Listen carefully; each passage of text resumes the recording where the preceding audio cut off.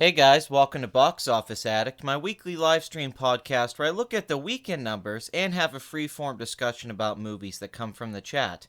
If this is your first Box Office Addict, welcome. If this is your 39th Box Office Addict, what the hell are you doing here, man? Run! Run far, far away! You clearly have nothing going on with your life. And this puts a lot of pressure on me. 7.5 out of 10 in my opinion. I do like the quote there, the intro's too long, Pat. That's really funny. I did get that comment today about Box Office Addict. Like, cut the damn intro down. How can you have a 1.5-minute, 2-minute intro to your show? I'm like, well, the reason I do that, for this show specifically, is because I want to give time for people to join the chat, because I don't schedule these on a regular basis. People don't know what time I'm going to do Box Office Addict. Sometimes it's at 4, 3, 6, 7. One time I think I did a show at like 9:30 or 10. So with that, people don't really know when it's going to happen. So I have to put it out there on Twitter, and I just I do these in a spontaneous way. Now, that's pretty stupid on my part, honestly. I should schedule the show so people know it's coming, and then I could be like, hey guys, check it out. Instead, it just happens like this. So I do these intros, which is pretty common for most live streams I've seen. I guess I could cut it after I upload the live stream. After it actually uploads, I'm sure I could cut it down, and that would make sense. But I do it just out of practical reasons. The practical reason is that you guys can come in and get ready for the show, and you don't miss anything. It's kind of that introduction, so people know, like, oh, okay, because it's a live show. It's not it's not a show that's about really watching after it's uploaded. I don't do live streams like that. I don't take the highlights and all that stuff like that. This isn't a Warski live stream or something like that. This is something you really have to be here for. Hello, new subscriber. Keep it up, dude. Thank you, new subscriber. James Russell. That's a fine name. I love a name that both your first and last name are first names. That's great. That's always a good sign. You should make the intro 10 minutes. Just have it playing on a loop. That's really great. You guys don't see me on the other end here when I'm listening to the music. It's ridiculous. I have headphones on, and I'm over here dancing, waiting for the show to start. It gets me all pumped up. Like, it's also another reason the music gets me pumped. Because unlike a video where I have a lot of time that I can plan it and I can pause and all that, I can't pause Box Office Addict, so I have to get that music going. It's almost like being a DJ. It's like, all right, okay, let's do this. Let's get pumped. Let's go. I see the chat get filled up.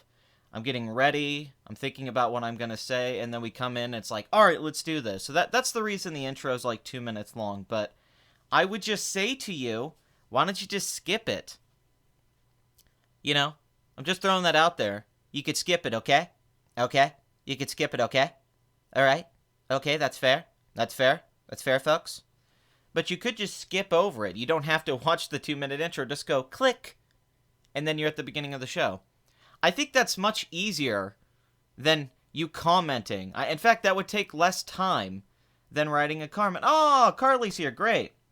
Welcome. Carly is a new member of the Please Rewind channel and team, and I'm very happy to welcome her to her first Box Office Addict, because I've been trying to get more people informed about the show, because I've been pretty bad on schedule and all that. So I just want everyone to know that I do it on Sundays, typically before 4 p.m. Eastern and 6 p.m. Eastern.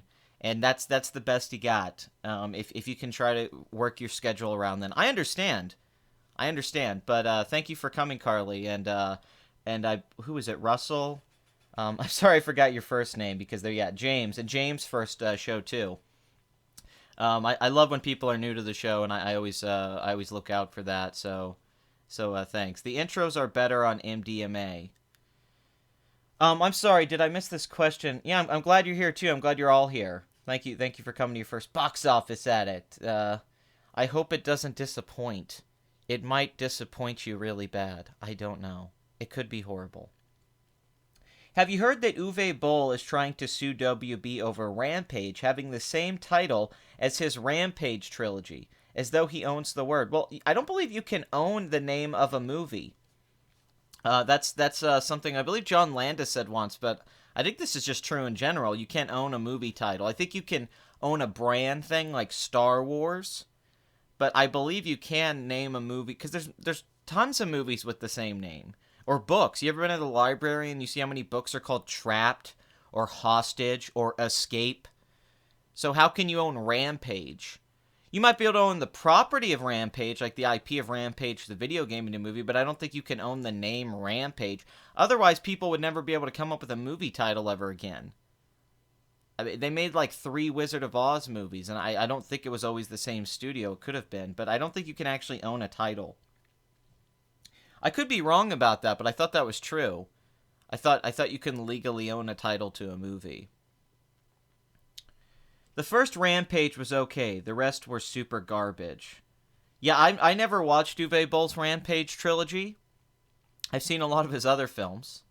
Will you go on Kumite or Purple Dragon? Well, no, because they don't know who the hell I am. Would I go on there for a promotion? Yes, of course.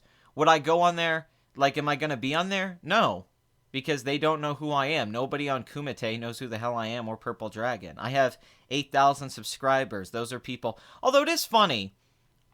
I mean, it's not funny, but they do have a lot of people on there that don't have any subscribers, like 5,003. Or they do talk about channels that are really small. Like, they're always talking about Mundane Matt on there. Because I guess, he was back in the day. But it's like, I get the same hits as Mundane Matt. I just somehow fly under the radar. I even saw Razor Fist was on World Class Bullshitters. I'm like, damn, how did that happen? Which is cool. It was fun. It was a fun listen to. I'm a fan of Razor, and I'm a fan of those guys too. So that was like, oh wow. I don't know. The only reason I would ever want to go on Kumite is just to talk to Medicare. Is to talk to Jim, because I think he's very funny and entertaining, and I would like to have conversations with him, I guess, or Naked Ape or something like that. But I don't have anything to complain about. I don't get in YouTube drama. I'm not following any of the political drama. I'm not following any of that crap, so I don't know. I would be out of the loop. I've been out of the loop for months. I only know that everyone's mad at Mundane Matt and this Ross guy and a few other things, but I would honestly just be sitting there not knowing anything. But I'd like to talk to those people, but really I could just talk to them on a Skype conversation or something, or in a Discord if they wanted to talk. I don't have to go on a live stream.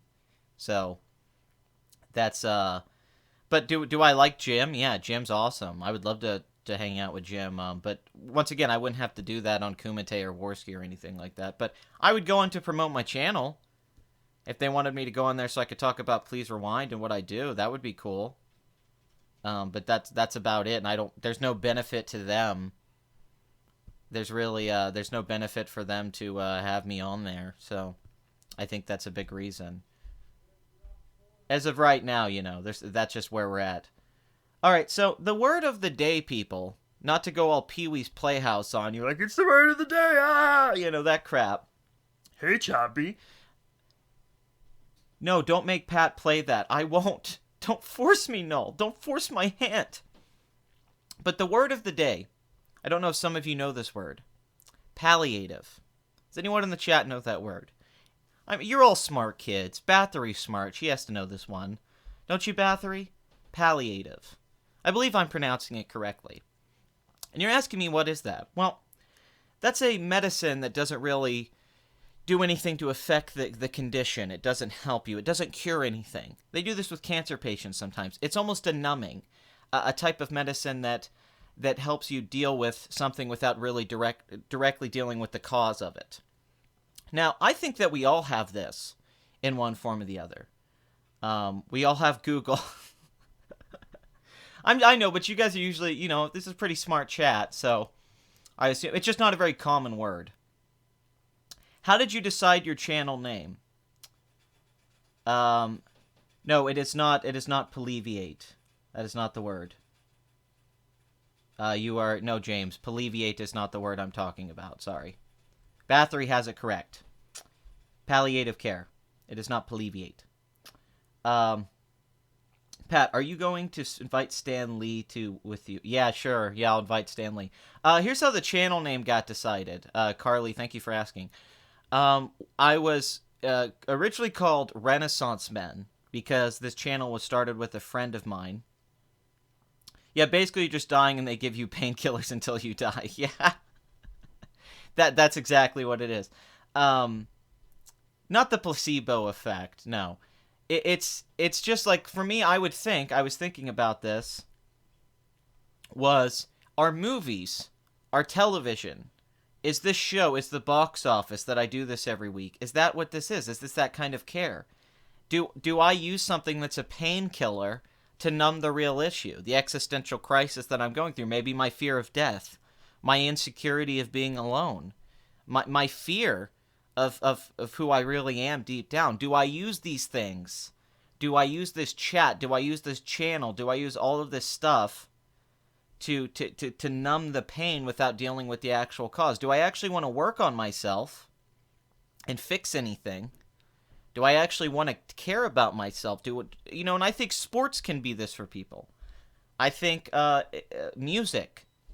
But do I just use these things to not deal with the core issue that I have inside with myself? All this depression and honestly fear, but all of these things that I know maybe who I don't like who I am when I look in the mirror. And do I use all these things, including movies, when I watch them, that I feel like I live and exist when I'm actually watching movies, but I can't live and exist in the real world? I don't cry necessarily when bad things happen in the real world. I don't cry at funerals.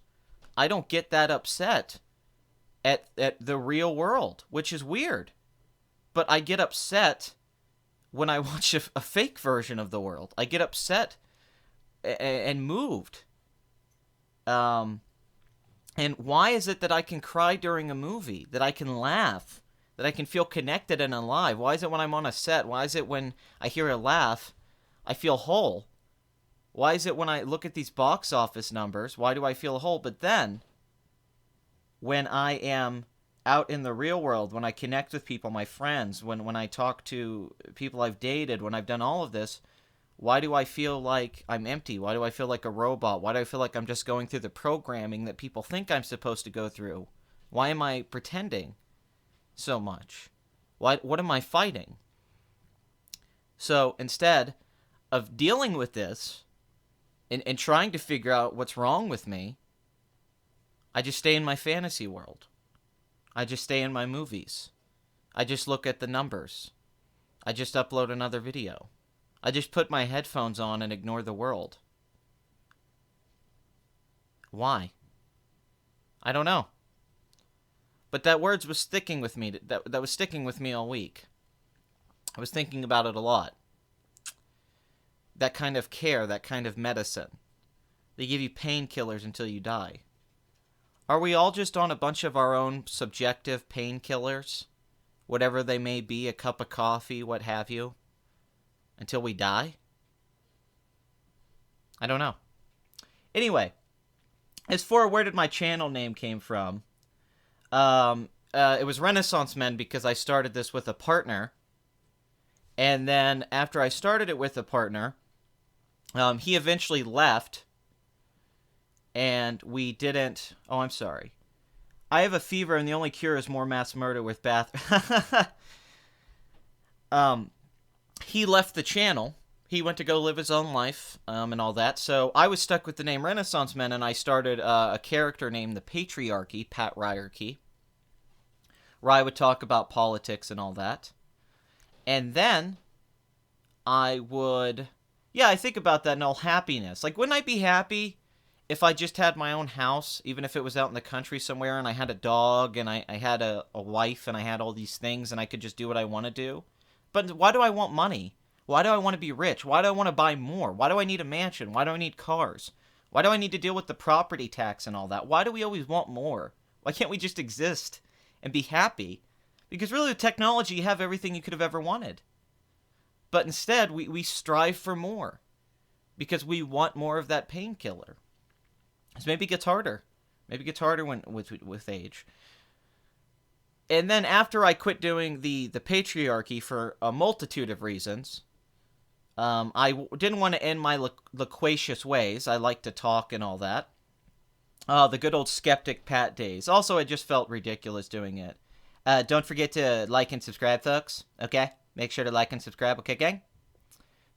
So after that, I said, what's going to be my channel name? And I was talking to a friend of mine, and he was giving me ideas. And he said, hey, you need to change your channel name. He said that your channel, Renaissance Men's, a really bad name. And he was right, because it was apparently a lot of people don't know how to spell Renaissance. So they didn't know how to find my channel. They'd be like, damn it, I can't spell Renaissance. So I thought, what would be simple? And we were going back and forth, and it was after like a 20-minute conversation. I just said, F it, please rewind. I came up with that off the top of my head. I changed the channel name right away. I got the avatar drawn up like a day after. And that's been the name ever since. I don't know what the meaning of it was. I don't know if anything. It was honestly just, it came out of nowhere. It doesn't have any kind of special story behind it. I just needed a new name so it'd be easier for people to find my channel. And the first thing that came to me was please rewind. Because I remember on videotapes it used to say please rewind when I went to like Blockbuster and all that. Pat, do you believe having a wife and child would make you happy? I think children would. I don't know if having a wife, how much that would make me happy. I mean, I'm sure it would, but children seem to make people happier. I've noticed that. I believe that having a child does make you... I think it gives you purpose. I think it gives you something to take care of and think about, and it gives your life a new meaning, and it gives you this extra level of feelings that you didn't have before. Because it's an extension of you. And I think it gives you perspective. So when your child's in pain, you're in pain. And when your child's happy, you're happy. So I think it would make me happier, yes. Would it fix everything I go through? No. That's sure. That's for sure not how it is. God, this is getting ridiculous. Anyway, I don't know if I have any merchandise for you guys this week. Because I don't think he made a shirt for me this week, so you guys maybe should go look at the shirt from last week. I think we're still doing it, the Ghostbuster shirt, which is last week. I miss Brendan Fraser, but please go subscribe to the channel Cult Film Video. You can find a link to his channel on the on my page. I will be going on there soon, and doing a series of shows. We will be doing God, I can't believe I can't remember the name of the one show. I think it was Screen Chumps. And then we will be doing Fantasy Movie League, which is where we get to pick our different actors and directors and make... It's like fantasy football. And we're also going to do our version of movie fights, because I'm never going to get invited on the movie fights, I know that. Honestly, it would be it would be awful to go on there anyway, so... We're going to do our own version of movie fights, me and this guy in Cult Film Video with other people. Blood Money will probably be on here. Be on there at some point, and we're going to do that. So please go subscribe to Cult Film Video for future content. Some of it will be on my channel, some of it will be on his. And he's a really funny guy, and he's doing a lot of the merchandise for me. The Please Rewind beanie is coming, and the Please Rewind version of the Paul Feig shirt will be coming in the next few weeks. I will put a link in the description for the shirt that's out currently. I will put a shirt out though for the current shirt. Can I join your movie fight? At a point, sure. We're gonna bring different people in. We just haven't got it kicked off yet. Also, the podcast with Blood Money should be coming soon. Real Discussions, REEL, Real Discussions. Also, I hope you guys enjoyed the videos this week. I give you guys 2 reviews, which is really rare for me. Wrinkle in Time, Ready Player One, and you got a new My Favorite Films, which I haven't done in months, which was, of course, Francois Truffaut's wonderful 1973 classic, Day for Night. One of my absolute favorite films. I was going to do an underrated classics this week, but I didn't get around to it. But still, I think 3 videos is good, and here we are at Box Office Addict, so thank you. You have to wait. We're going to try to do that where people can come into the movie fight. It's just we haven't started the show yet. With Blood Money, we want to get to a point where Real Discussions kind of has this call-in aspect where you guys can call in and ask us questions, and we can respond to it like a radio show. We just haven't really gotten to that point yet. But this stuff is coming, so please, Cult Film Video, there will be content on there. I will be on there with the guy who runs that channel. A new podcast is coming, and there is merchandise coming for all of you guys, including eventually the Please Rewind beanie, which I hope you guys all get, because I would love to see you guys out there wearing that beanie. I don't know how much it's going to cost yet. I was surprised to hear you really liked Player One. I was surprised I liked Ready Player One. I'm a fan of Fallout 1 and 2. I think 3 is one of the most overrated games in history. Fallout 4 is a mess, but an entertaining game. But Fallout 2, I think, is still to this day one of the greatest games ever made. So yes, Fallout 3 I'm not a big fan of, no. How the hell did Ava DuVernay get hired for DC's New Gods if A Wrinkle in Time was not only a massive bomb, but also one of the most poorly made films that they ever made, period? Political correctness! That's why. Of course. I don't know. I didn't expect to like Ready Player One as much as I did. I'll give you that, Bathory. Maybe I was too nice to it. Honestly, I'm sure it probably deserved like a 6. I think I was too kind giving it a 7. That did make me feel a little iffy afterwards. I was like, I don't know if that was a 7. It was probably more of a 6 or a 6.5, but don't listen to the final arbitrary rating. Think about the review. I went to the theater. I had a really good time. I pointed out all the flaws with the movie. I think I did. And, that was about it. I had a good time with the movie. It didn't exceed my expectations, but I really wasn't disappointed either. I had a good time with the movie. So that was the weird thing. I didn't love the last half hour of the movie, and certainly the film lacked character development. I think, the lead character, Wade, needed more. The world outside of the Oasis was not fleshed out at all, but did I think it overall worked? Did I think it was a well-put-together action movie? Did I think it moved well? Yeah. I have played the Dot Hack games, actually. I've played all of them. So I don't need to play them, Fallen Angel. I have. Pat, did you know that the movie Beirut is an advertiser on your site? No, I did not know that. Isn't John Hamm in that? While I was watching Ready Player One, all I could think of was about the Ben Mendelsohn had fake teeth in. Oh, yeah.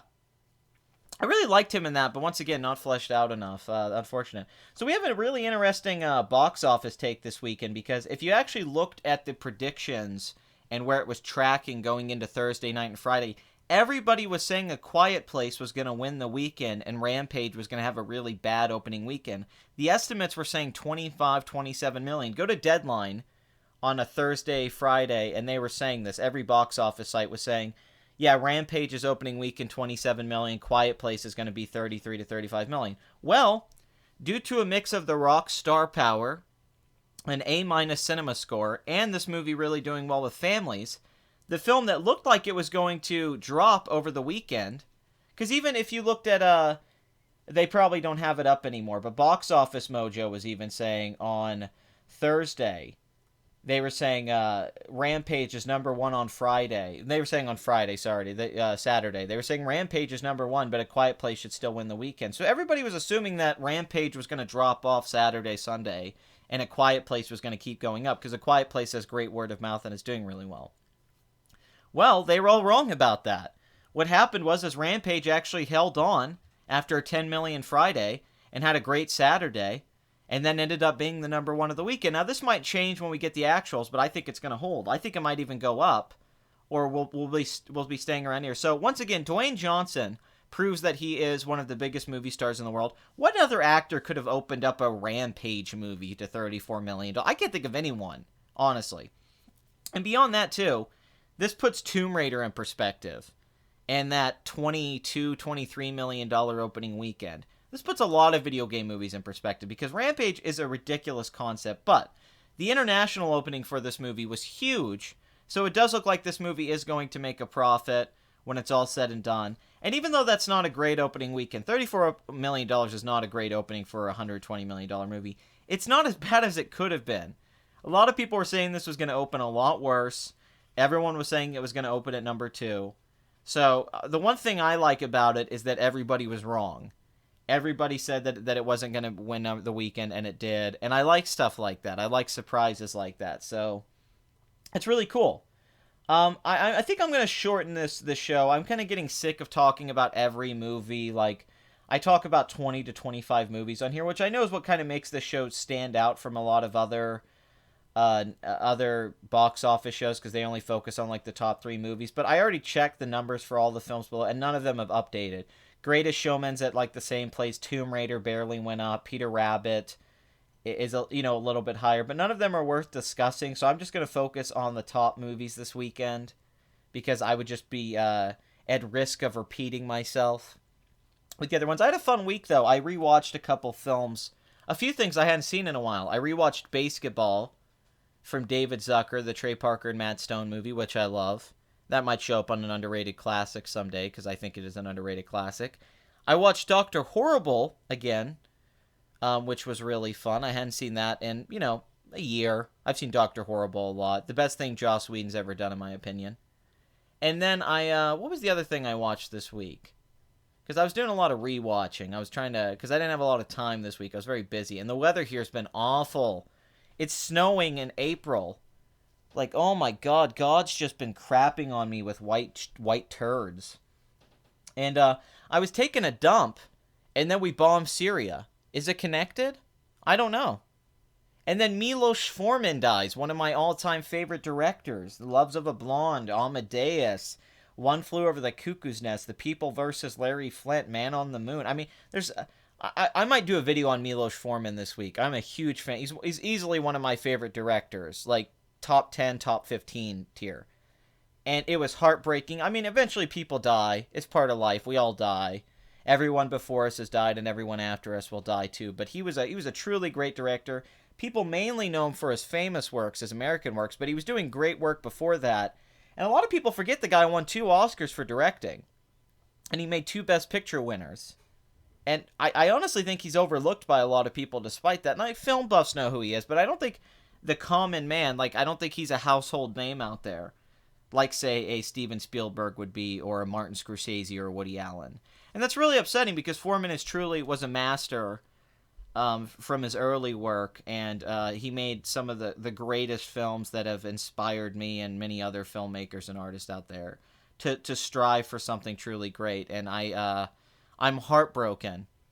I can't think of a film of his I didn't really like. There's a couple I didn't like, but for the most part, he had a really solid filmography.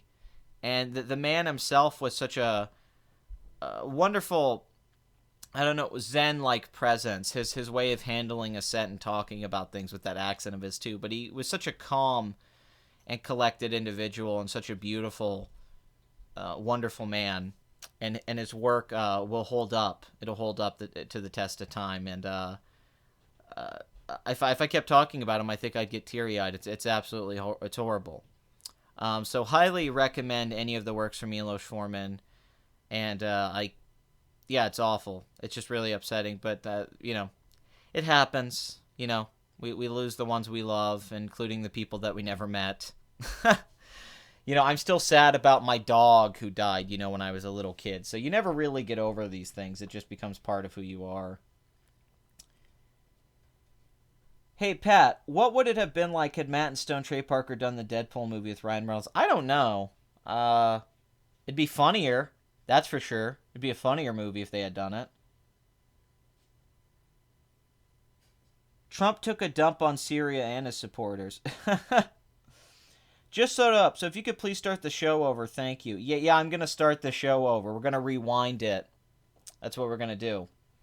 Oh, dude, it's been snowing up here like crazy. We get like one day of warm weather, then it snows.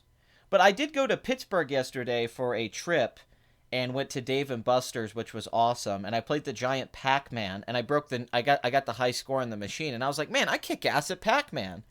I made it to the end of the game. I forgot how good at Pac-Man I was. Speaking of Pac-Man, by the way, Billy Mitchell from the famous documentary The King of Kong, which is one of my absolute favorite movies of the last decade. It turns out he cheated on the high score of Donkey Kong. That was the one that he got. I think that what was the guy's name? Steve? That was his name, right? Steve, the guy in that movie. I haven't seen it in a long time. Amazing movie, yeah. Yeah, because he sends in a tape at one point, Billy, saying that he got the new high score, but it turns out he was playing an emulator, which he was pausing and cheating, so he has now been banned by the company Twin Galaxies, who keeps all of the high scores for classic arcade games, for cheating, so no longer he is able to keep his Donkey Kong score. I don't think either one of them hold the score anymore. But if you watch that movie's a terrific film about striving for something more in life and never really reaching it. You know, Steve almost was a baseball player, but he never made it to the pros.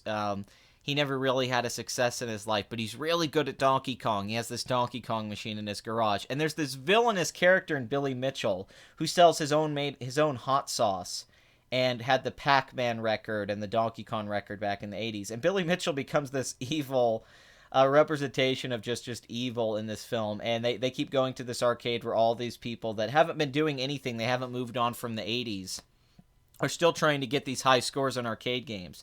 And Billy Mitchell has the famous line, Billy Mitchell always has a plan. Well, now that he's been caught cheating and he's been banned, I guess Billy Mitchell doesn't always have a plan. You can read more about the Twin Galaxies' decision to ban Billy Mitchell at Variety and watch the Apollo Legend video below. So there is a video online that's exposing this from Apollo Legend. Look that up on here. It's called World's Most Infamous Donkey Kong Player Caught Cheating. And I would highly recommend that video. It's very enlightening. So yeah, it's upsetting about that. But I would also just recommend that documentary because it really is. It ends up being profound. It's wonderfully made. The guy who made it's Steve Gordon. His name. He went on to just make a bunch of crappy comedies like Four Christmases and God, what was those other ones he made? He had some hit movies. We're the Millers, I believe he made, but he went on to become a Hollywood director. But this was his first breakout movie, and it's one of the best documentaries. It's great about. It's a great look at the negatives and positives of things like capitalism and taking a risk in life, and also competition, the human spirit. It's kind of like a sports movie, but these are great characters. It's a great story. I think it was my favorite film that year, and I think I'm sure it still holds up. I haven't seen it in a long time, but this is kind of upsetting because part of the appeal of Billy Mitchell was that even though he was so unlikable, he was good at playing the games. But now that it's revealed that he was cheating, that really is upsetting because that kind of, in some ways, it kind of hurts that movie, I think, in a little way, or at least the legacy of it. And that's just something I wanted to point out. But The King of Kong, A Fistful of Quarters. Great movie. Oh, yeah, no, the Jumanji 2 put The Rock to a whole other place for sure. Let me try to read some of your comments here real quick. Have you ever played Conker's Bad Fur Day? Like 20 times. I own a copy of Conker's Bad Fur Day. And I own an N64 copy of that game, by the way, too. Yes, one of the best games ever. Totally love Conker's Bad Fur Day. Let's see. Hey, Pat. Oh, crap. Sorry. Gotta get back to the bottom. They didn't have badass shorts. Allura, they were all for falling or screaming or cringely. Cringely, that's one I didn't know was a thing. I thought somebody had a question. Tony Stark realizes he's actually gay. Now, that would be a nice plot twist. I would like that. I haven't been excited about the MCU lately for a long time, but I am hyped for Infinity War. I get that. I think it kind of has that Avengers feel to it again because it's seeing, like, the Guardians of the Galaxy. There's a sense of awe to it again that was lacking in Age of Ultron. Wow, dude, I live outside of Pittsburgh. I also live outside of Pittsburgh. I don't live right in Pittsburgh, but I'm not that far away either. But the weather has been absolutely terrible. What are your thoughts of Season 21 of South Park? Absolutely terrible, just like Season 20. Well, 20 was okay. I like the troll stuff, but yeah, 18, 19. South Park's for me has been bad since like season 15 and on. It's become a very mediocre sitcom. I think Trey and Matt should leave it and move on. I loved Book of Mormon. I think they have movies in them. I think they have another musical in them. I think they should leave South Park behind. They keep saying they're going to go back to basics, and they don't. The continuity thing, they didn't like doing that. I'm not a fan. And I'm one of the, if anyone knows, I'm a huge South Park fan. Trey Parker is one of my biggest influences. I want to be Trey Parker. I've been a fan of him since I was a little boy. I've seen everything, Orgasmo, Cannibal the Musical, just Team America, huge fan. But the last few seasons of South Park, I think, have been really, really disappointing. And I wish they would just move on instead of just beating a dead horse. And it really bothers me. Did you actually work at a Blockbuster? I did work at a video store when I was a teenager at one point, yes. I did work. I don't know if it was... I worked at a Blockbuster for like a week or 2 weeks, but I mainly worked at a local video store that wasn't a chain. But the stuff is based off Blockbuster, and I always hung out in the local Blockbuster. My friends all work there, and I knew everybody there, and I was always in there getting movies all the time and video games, so I was always in Blockbuster. But I did work at a video store for a few months, and that was fine. A lot of the stuff isn't based off my experience in the video store. It's just kind of the old video store atmosphere, the attitude of it, going in on the Tuesday for the new movies. But there's still some video stores around. I see Family Videos and all that. I would love to see The Rock play Donkey Kong. That would be amazing. Honestly, it's surprising South Park managed to stay for so long. I agree. They had like 13 seasons that were great, for sure. I agree with you, Bathory. It was very consistent. Rip Blockbuster. That's great. I've seen all of his movies, I think. I've seen The White Ribbon. I've seen Cachet. I've seen Funny Games. I've seen Amour, I believe is what it was. Trying to think. Some of his films from the 90s. The video one. God, what was the name of that movie? I'm not a fan of his work. I'm definitely not. No, nobody ever rewound their VHS tapes. Nobody. You always had to rewind them. That was part of it. You always had to go in the back room. I'm not really a fan of his. I like Funny Games. I think The White Ribbon's one of his better movies, but I think he's a very overrated director. I think his films are meaningless. I think they're made for a lot of navel-gazing critics who like to find meaning in things that isn't there. I think that it's obtuse for the sake of it. Or I think he leaves a lot to the imagination. And sure, he can explain things. He could talk about Algiers and the French and all that stuff with Cachet and the meaning of it. But it doesn't make it a more compelling movie to have that subtext, where it's a movie where ultimately it does. I mean, I do like Cachet. When I was a teenager, I was obsessed with it. But as time's gone on, have I seen Love and Death? Jesus Christ, people. Have you? I guess you're not familiar with the channel, so I shouldn't be that crappy on you. That's kind of bad. I actually quote that film at the end of one of my videos.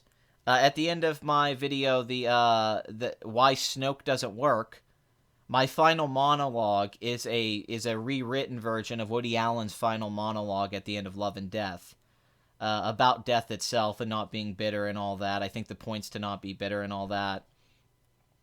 And I put that at the end of my video, and a lot of people didn't get it. They got the American Psycho reference at the end of my Luke video, where I talked about Luke isn't there anymore, and it was about how there isn't any harmony, and he's not really Luke Skywalker. But the Love and Death is easily one of my favorite comedies of all time. It's one of my favorite Woody Allen films.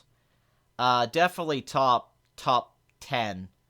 My favorite's still Hannah and Her Sisters. I don't agree with Adam on that. Your movie sucks with his love for him. I mean, it's cool. He could have that opinion, but I don't. But yeah, go watch Why Snoke Doesn't Work. My final monologue is actually me playing with the Love and Death ending, because it's easily one of my favorite films ever. I think it's absolutely great. I should do a video on Woody Allen. Enough people, it's one thing I don't like about YouTube with the movie channels and the commentary and stuff, is nobody talks about these guys. Like, there's nobody doing Woody Allen videos. Nobody talks about Woody Allen on YouTube. Nobody talks about Truffaut. Nobody talks about. I mean, you get videos on Scorsese and Spielberg and Star Wars and Marvel and 80s films, but you never get. There's barely any Fellini videos. There's no Bergman videos. I mean, at least with Rob Ager, he made like this video on Risky Business recently, which is an incredible movie. Risky Business is an incredible movie, one of my absolute favorite films ever, and he did this terrific video on it. And I just want more of that stuff. I wish people would talk about more movies outside of the collective bubble of what's supposed to be discussed. I like Your Movie Sucks. I've always liked his channel. I think he's I do think it's a good niche. I would love to do a Woody Allen series. I've seen every Woody Allen film dozen times easily. I mean, my favorite's Hannah and Her Sisters, then probably Crimes and Misdemeanors, and then Manhattan, and then Love and Death, Annie Hall. Interiors is actually terrific. People underrate Interiors all the time. Purple Rose of Cairo's terrific. Radio Days, one of my absolute favorite movies. Joe Dorowski videos. Yeah, Your Movie Sucks. He makes some videos on Joe Dorowski. I like Adam. I don't want people to think that I have an issue with him just because I disagree with him on a few things. I don't think he's the expert some people make him out to be. I don't like that. Although he doesn't do that himself. But I hate that people come on my videos sometimes and they go, well, you're not Your Movie Sucks. Or you're not Ralph the Movie Maker. And that just stings so hard because if anyone thinks Ralph the Movie Maker knows more about movies than me, or like he's so above me, I'm not saying he doesn't, but it's like it insults me because I've seen every Ralph the Movie Maker video. I've heard the Sardana cast, and it's like, this is ridiculous. Okay, that guy does not know more about movies than me. He's not some expert in film just because he makes entertaining, funny videos. And it's like I hate everything, Alex. I don't think his stuff's impressive. I'm not blown away by his analysis, or his film knowledge. And I don't consider any of them scholars. Adam's definitely the best out of the group, but anyone who tries to say like I'm not on par with that, that literally offends me. I'm very offended to even be compared to Ralph the Movie Maker. And Ralph's a nice guy. He's funny. I like his videos. I really do, and I like what he has to say. But do I think he's seen more movies than me? Do I think that he knows more about movies than me? Do I think that he's no, I don't. Do I think his analysis is a bit greater than mine? No.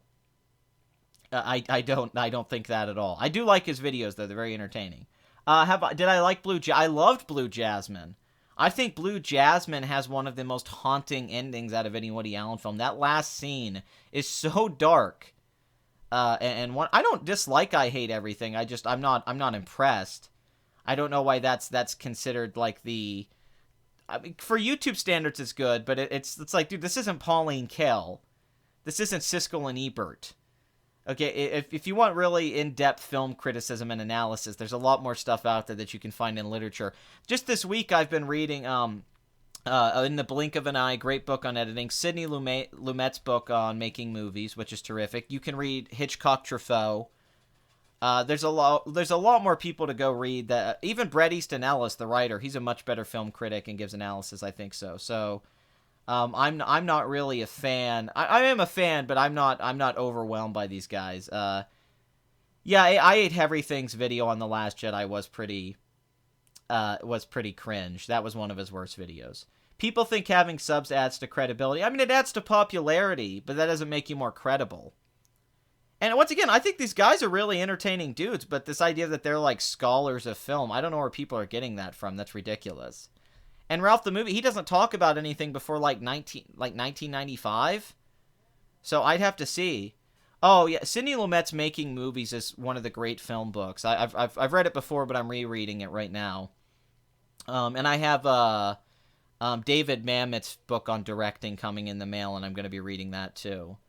But I think there's a lot better film analysis channels out there that people don't give enough credit to on YouTube. I'm not saying I'm one of those channels. There's just people out there I think that are really ignored. Bret Easton Ellis is great. He is. He definitely is. All right, I guess I should get to the box office. It's been 44 minutes, and I haven't discussed it at all. Okay, Chappaquiddick had a pretty steep drop of 47%, $3 million this weekend, $11 million domestic. I don't know the budget of this movie. Probably around $20 million. Not doing that great. Tyler Perry's Acrimony, $3.7 million, $38 million worldwide.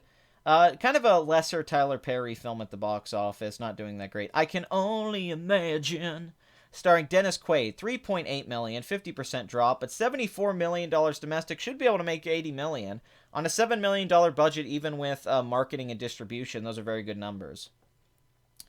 So I good for that movie. Isle of Dogs, I would say, is underperforming, which I was worried would happen because Fantastic Mr. Fox was a bomb and stop motion just isn't that popular. People like to point out Coraline. That's the only stop motion film in years that's made money. Kubo and the Two Strings bombed. It was a big bomb. Paranorman did okay. It's only those Halloween-y Tim Burton ones that make money. Stop motion is not popular. I don't know why people try to pretend it is. It doesn't do well. I don't know why they make... Fantastic Mr. Fox did not make a lot of money. It cost $40 million. And if you go look, and that's not including marketing, it made $46 million worldwide, 21 domestic. Now, Wes Anderson, some of his other films have made money. Grand Budapest Hotel made $174 million worldwide. Moonrise Kingdom made $68 million on a $16 million budget. But I was worried about this with Isle of Dogs. Now, $5 million wide opening weekend's very good. It's made $18 million. It's at $27 million worldwide. But I believe this film did cost $40 million. And if it stays where it's going right now, I don't see it doing that well. I don't see it reaching much more than like 30-something, $40 million. It'll do better than Fantastic Mr. Fox, or at least it should. But that also doesn't make it a hit. This needed to make, at least like $100 million, I think, to actually make them a little bit of money. So, and this is not on Wes Anderson or the quality of this film at all. It's just stop motion in general doesn't do that well outside of Henry Selick stop motion movies. And that sucks because I love stop motion. I think it's a wonderful art form, but like 2D animation and many art forms, if it's not in 3D, children don't go to see it. And if you don't get the kids to go see an animated film, there is a bias with a lot of adults to not go see animated films. It is a market that's mainly with children, at least in America. That isn't true for, like, say, Japan. But it is true when it comes to America, and it's upsetting. Like, Spirited Away only made $10 million here in London, which is great. That was great for limited release, but Spirited Away should have made $100 million. It's an amazing movie. But people have a bias towards non-3D animation. I don't know why, because I still think that the other art forms are valid. But even a lot of the shows on television are going 3D. So Isle of Dogs, not doing horrible. That's a 9.6. That's a 9.6% increase, and it's went wide. But I don't think those are great numbers either. I think it should have, a good number would have been like 10. Okay, Black Panther, 5.3 million, 38% drop, $673 million domestic. God damn, I said god damn, to quote Uma Thurman from Pulp Fiction, which I just rewatched recently last week. Some great things in Pulp Fiction I picked up on that I was really loving. At the beginning, when Jules is yelling at Brett, or Brad, because he says both of those names in the opening scene, he goes, "You think Marcellus is a bitch? Then why are you trying to fuck him like a bitch?" Now, here's the funny thing. Spoilers. Later on in the movie, Marcellus Wallace does get fucked like a bitch. That's kind of a nice setup there, too. And then also, he gets the watch from Christopher, his ass. He had this up his ass. He gets the watch that had up his ass, and he's like, I had this up my ass for a few years, me and your father, and we were in this situation. Now, that was obvious that later when Butch is in the pawn shop or whatever with Marcellus, and then he goes to leave, he goes back because he's thinking about his father. That's very clear when you watch the movie. He locks the door and everything, and he starts thinking about what his dad went through with Christopher Walken's character, and he goes, hey, I can't leave this guy behind. He doesn't go back because Marcellus can say it's honor. It's what Reservoir Dogs is about. That's also tied into the samurai sword. He goes and gets the sword, and he becomes a samurai warrior with honor, and he goes down to save his friend, his new friend, because they went through this thing together, just like his father and this guy went, which is great. That's why Pulp Fiction, Tarantino's best movie. It has all these layers to it.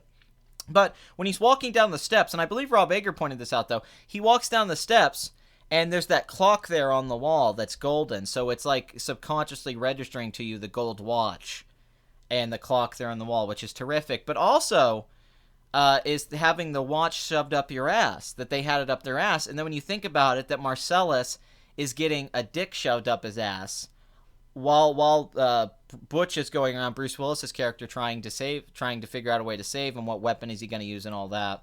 It's interesting. It's like the ass stuff is put in there in the screenplay to register in our minds to get us familiar with it. So even though we don't see what's behind that door for most of it, we understand it. It's more horrifying because of those things that were said. Because we've already had the levity with the whole story that gets to the ass thing. And then the watch and the meaning of that. It's really terrific piece of work, man. It's really great. Yeah, but there's a craft to the film that should never be overlooked. Pulp Fiction was ruined for me when everyone in my theater laughed hard at every scene. I mean, I laugh at every scene. I think Pulp Fiction's a hilarious movie. As Norm Macdonald said, it's like one of the best comedies ever made. I disagree that Inglourious Bastard is Tarantino's best film. I don't agree with that at all. I like Inglourious Bastards, but it's a much messier, scatterbrained film with issues than Pulp Fiction and Reservoir Dogs, and quite frankly, Jackie Brown too. But I would say easily Pulp Fiction's his best film because of those layers, those things we're talking about. I don't think his other films have the richness of subtext or the restraint. Tarantino used to be really restrained. He used to hold back on what he would show. He used to hold back on everything and playing his cards. Now he shows you everything because he has the budget to do so. Still makes really entertaining, crowd-pleasing, wonderful movies. But, you go back to those early films. His restraint as a filmmaker, his influence as a Melville and Fuller and all these guys is just very apparent. And not even so much the Brian De Palma, which he talks about. To me, I see much more foreign influence. In fact, Pulp Fiction, I see a lot of New Wave.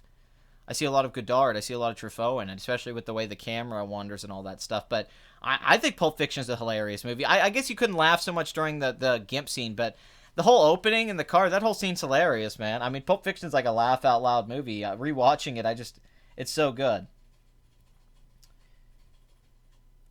Should I watch Kubo and the Two Strings? It's on Netflix. I mean, Kubo's alright. I think the story kind of sucks.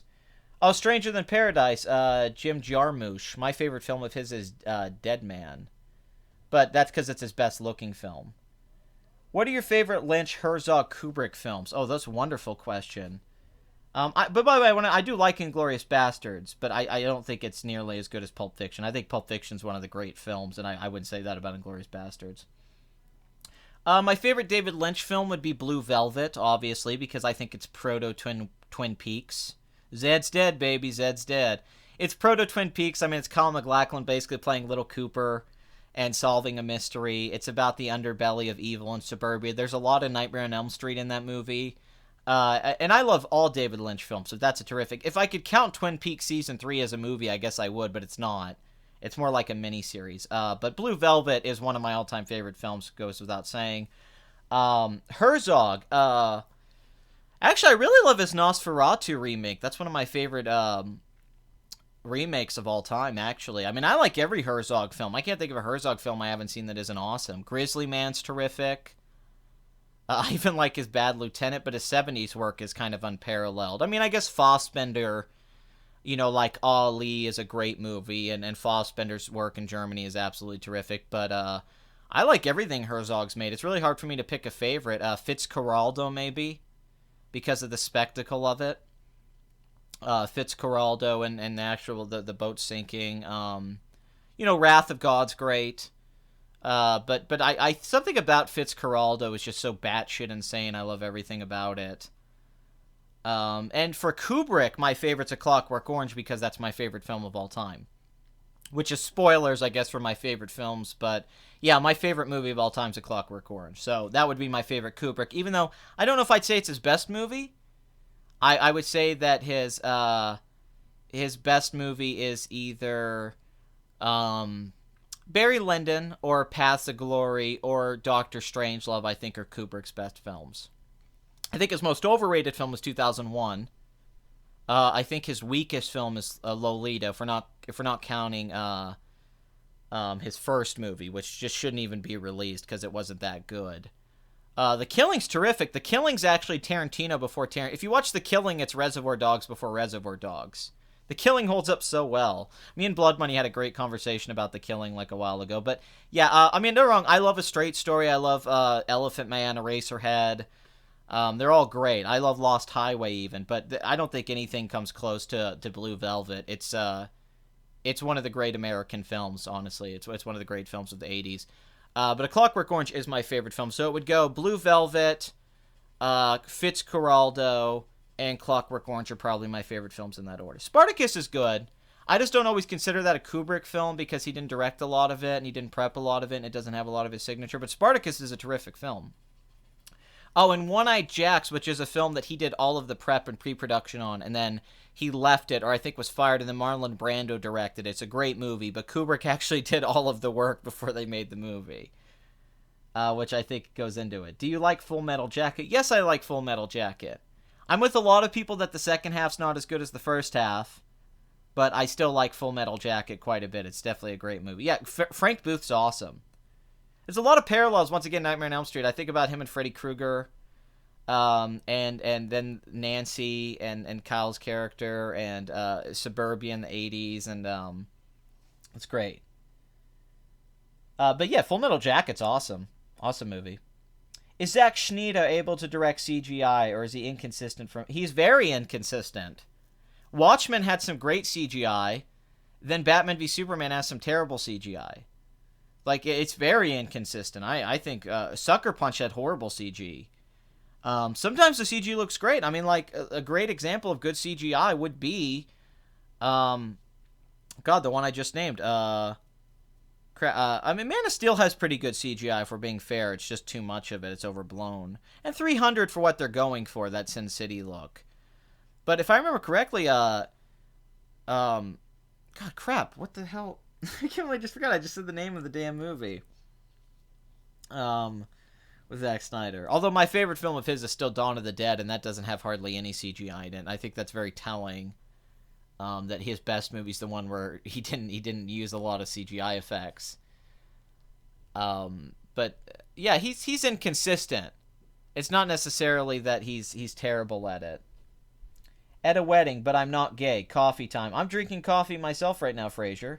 Oh God, I'm drinking coffee with Frasier. That makes me Niles. And baby, I hear the blues are calling. Tossed salad and scrambled eggs. Scrambled eggs all over my face. Da da da. That means I'm your conscience. I'm Niles. I have to tell you what you're doing wrong. I have to be your therapist so you can make the right decision. Yeah, Ryan Coogler definitely had a hard time with CGI. No debate about that. I think Inland Empire is his weakest film, but I can still watch it. I can see why somebody would have a Blood Money loves that movie, and I don't agree with him on it. I don't think it's that great, but Twin Peaks Season 3 does help wash it down, I think. It puts a lot of things in perspective. Terminator 1's terrific. Terrific movie. Zodiac from Fincher had a lot. Yeah, but Fincher's a master of CGI and special effects. A master. Yes, I prefer George Romero's Dawn of the Dead to Snyder's. And I've met at least like half the cast from Romero's Dawn of the Dead film at this point, who is still alive. I've met all of the zombies, the machete zombie, gray suit zombie, almost all the actors I met, I think at this point at cons and stuff like that. His film about commercialism and the commentary, the scale of it. I've been to the Monroeville Mall a dozen times. I'm a huge fan of the original film, but the remake's a good remake, and it's its own movie. But George Romero's original film's one of my. It's a classic. It's great. Tom Savini's effects and all that. It's a great movie. So when are we gonna get some Gundam review videos, Pat? When I get time, because I'd have to go rewatch them and spend some time, and I just don't have time for that right now. Even today, I don't have time for things. I still need to eat and work out. I haven't got to work out in 3 days, and I work out like 3 times a week, and I haven't been able to get my pump, as they say. So I probably need to get back to the box office so I can actually get a workout in. I got a lot of sets to do, and I don't know about you people. It's not fun doing tricep dips and bicep curls like that all the time when you don't do it for a few days. When you take the time off, it's like, what are your thoughts on Stephen Chow's films? Great. Kung Fu Hustle, Shaolin Soccer. Awesome. Great director. Great comic timing and all that. If Zack Snyder does try to adapt Berserk as a movie for some reason, not a classification. I mean, that's never happening. They're never going to make a Berserk movie with Zack Snyder. So it's just kind of a... Yes, I do lift. I do lift, bro. I'm kind of a health nut. I eat healthy. I cook my own food. I like eating organic food. I do a lot of different kinds of workouts. I don't just, I did do strength training. I did do a lot of weightlifting, but nowadays I do like resistance stuff, hanging workouts. I do strap workouts. I do pull-ups, chin-ups, push-ups, weighted push-ups at different angles and stuff like that. I like workouts like that. I like workouts that require a lot of um, I don't know. Yeah, I used to do that. I used to do, squats, deadlifts. I hurt my pelvis though, so I had to stop doing those for a while. And I still can't really do squats and deadlifts like I used to be able to. But I had a pretty good squat and deadlift at one point, bench presses. But now I do, yeah, it's push-ups, dips, pull-ups, resistance stuff, hanging workouts, strap workouts where you're hanging and you have to pull yourself and stuff like that. One arm push-ups, diamond push-ups. Um, you know, weighted, putting a weight on your back and doing push-ups, stuff like that. Putting a weight around your waist or in between your legs and doing pull-ups. Those are the kind of workouts I like to do now. Putting a weight on your legs and doing dips. I like that stuff. I like putting like a 20-pound weight on my legs and doing dips. I should get back to weights someday because you do get more progress.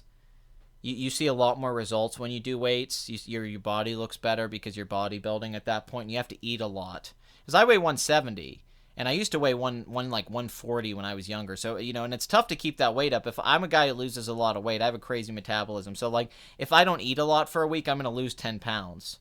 So I have to eat like a pig. I have to eat like 5-6 meals a day, which is ridiculous. Yes, I did read Berserk, one of my absolute favorite, it's maybe my favorite manga ever. It's absolutely terrific. And I was hesitant against it for years because I'm not a fan of anime and manga that much. I like some stuff, but then I read Berserk and I'm like, this is great. This is better than Game of Thrones. Especially the whole, the Golden Age arc. That's wonderful writing and characterization. Absolutely terrific. But I do like my strength now. Because back when I was more bodybuilding, when I used to do more barbell, dumbbell stuff, I used to look better, but my strength wasn't that great. But now that I've been doing body workouts, now that I've been doing calisthenics, I find that I'm a lot stronger and my grip's better. I have a super fast metabolism, which really sucks. Will you and Vegan Gains collab on workout? That would be funny. That'd be funny. I need to get back to drinking like protein shakes and all that too, though. I kind of screwed up. I just eat food now, and you have to cook a lot, which sucks. So this will pass Last Jedi at the box office. This will make 1 billion, because Last Jedi I think is like a 1,320,000,000. So Black Panther now officially will pass it. That domestic total is absolutely insane. It's one of the most successful films ever made. That's just crazy. It's mind blowing. Blockers had a shockingly steep drop. I thought this movie would hold better. 49.9%, basically 50%, 10.2 million. $36 million domestically, 52 worldwide. Now, with a $21 million budget, this film should eventually make some profit. But that $20 million opening weekend, that's a pretty crappy drop. So the word of mouth is not great on this movie. Do you like LA Confidential? One of the best movies ever made. Easily. Awesome movie. And it's easily it's the best modern day noir. Kevin Spacey's best performance is in that movie, in my opinion.